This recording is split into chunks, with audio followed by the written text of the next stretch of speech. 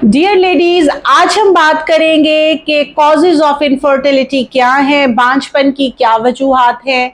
किसी भी married couple को अगर एक साथ रहते हुए 1 साल का टाइम पीरियड गुजर चुका है और उसमें मेल और फीमेल पार्टनर की एज 35 साल से कम है तो उनको अब डॉक्टर से कांटेक्ट करना चाहिए ताकि रीज़न ऑफ इनफर्टिलिटी पता चल सके। कॉजेज ऑफ इनफर्टिलिटी में कुछ फीमेल कॉजेज हैं, कुछ मेल कॉजेज हैं। समटाइम्स मेल या फीमेल दोनों में कुछ प्रॉब्लम होती है और कुछ कंडीशन ऐसी भी होती हैं 20% जिसमें मेल और फीमेल दोनों पार्टनर्स हेल्दी और एक्टिव होते हैं। उनमें कोई ख़ास वजह नहीं होती, सिर्फ उनको फर्टाइल विंडो समझने की ज़रूरत होती है कि महीने के वो ख़ास अय्याम कौन से हैं जिनमें इंटरकोर्स करने से प्रेगनेंसी हो सकती है।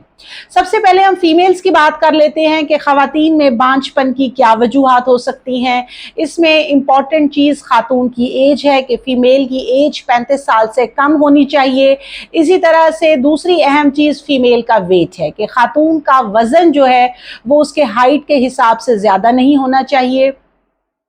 तीसरी इंपॉर्टेंट चीज एग की प्रोडक्शन है कि खातून के अंदर प्रॉपरली एग बन रहा है या नहीं।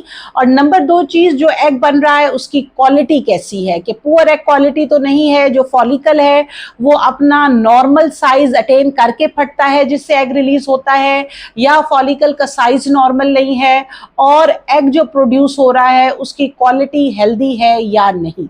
सेकेंडली जो है वो ट्यूब्स हैं कि औरत के अंदर जो ट्यूब्स हैं वो ब्लॉक तो नहीं है, स्पर्म ने ट्यूब्स के जरिए एग तक पहुंचना है और अगर ट्यूब्स ब्लॉक होंगी तो स्पर्म एग तक नहीं पहुंच सकता जिसकी वजह से फर्टिलाइजेशन का प्रोसेस नहीं होगा।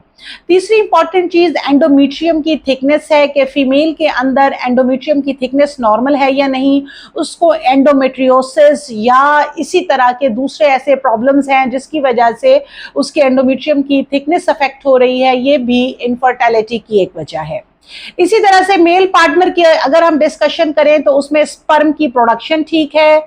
नंबर 2, स्पर्म की एक्सक्रीशन उसकी फीमेल पार्टनर के अंदर ठीक है और अगर उसकी प्रोडक्शन और एक्सक्रीशन दोनों ठीक हैं तो तीसरी एक चीज़ कि जो ट्रांसपोर्टेशन है कि प्रोडक्शन साइट से जहां सीमन प्रोड्यूस हो रहा है वहां से एक्सक्रीशन साइट तक पहुंचने के लिए जो ट्रांसपोर्टेशन का रूट है मेल के अंदर उसमें कोई प्रॉब्लम तो नहीं है।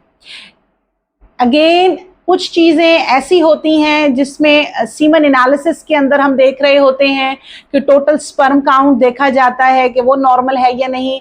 इसी तरह से प्रोग्रेसिवली एक्टिव मोबाइल सेल देखे जाते हैं कि वो मौजूद हैं या नहीं नॉर्मल क्वांटिटी में, और स्पर्म की साख्त, मॉर्फोलॉजी और स्ट्रक्चर को देखा जाता है। अगर मेल और फीमेल दोनों पार्टनर्स ठीक हैं तो उस सूरत में फर्टाइल विंडो देखी जाती है और पार्टनर को दोनों को समझाया जाता है कि आप इन खास डेज में अगर इंटरकोर्स करेंगे और इसको फॉलो करेंगे तो आपको इजीली प्रेगनेंसी हो सकती है।